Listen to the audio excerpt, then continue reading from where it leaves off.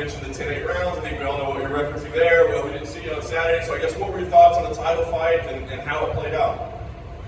So, I was on vacation when this thing happened, and I'm sitting in my house going, when I found out that one of the judges scored 10-8, I'm like, this guy should be fucking investigated for this. This is the craziest shit I've ever seen in my life. And as I started to talk to people, I guess there was there's a seminar tomorrow with the Athletic Commission on 10-8s. So hopefully they can get this cleared up, especially in title. There's so much at stake in a title fight. More than just money, show and win and pay-per-view and championships and legacies, and it's just, you have to have the best of the best in title fights. So they've assured me that this guy isn't a bad guy. He just fucked up and made a mistake, and it's unfortunate, and there's no way in hell that was a 10-8 round. Now you kind of wonder what you do next, right? I mean, it sounds like Valentina's going to need surgery on her hand, so I don't know if that impacts it, but do you feel like they need to fight a third time? You have to rematch. You have to do the rematch. We will rematch them. It's the right thing to do. It's the fight that needs to happen. And so let me tell you guys this. Let me tell you this text I got today.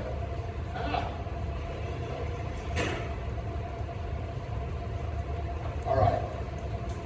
Hey Dana, your idea to go all in on Mexican Independence Day paid off. Noche UFC was the most watched fight night of all time on ESPN+. 1.1 million unique views. 1.1 million people that had never been to ESPN+ tuned in for that fight. So think about that. It generated 167 million total minutes. Yeah.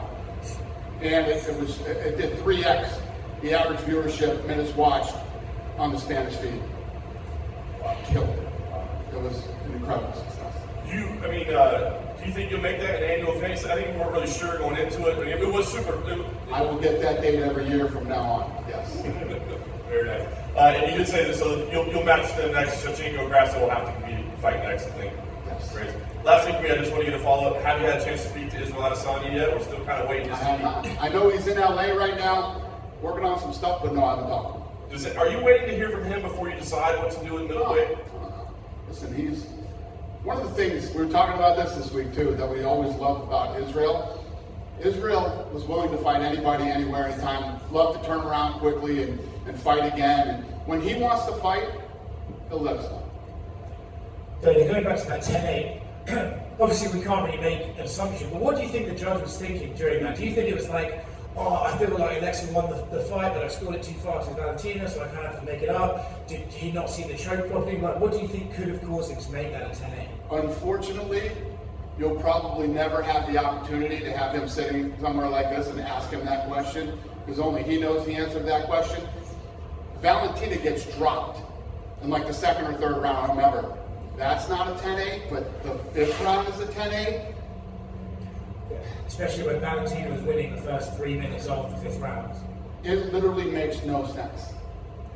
Is that something you would like to see? I know you can't make it happen, but would you like the judges to be able to speak to the media after a controversial decision, or even the commission themselves just come out and speak? Do you think that's something that could benefit them, or is it going to make them a target of like crazy hate bullshit? Yeah, unfortunately that is part of it, and I get it, why the Athletic Commission wouldn't want to put their guys out in front of, the media and deal with the fans and all the bullshit.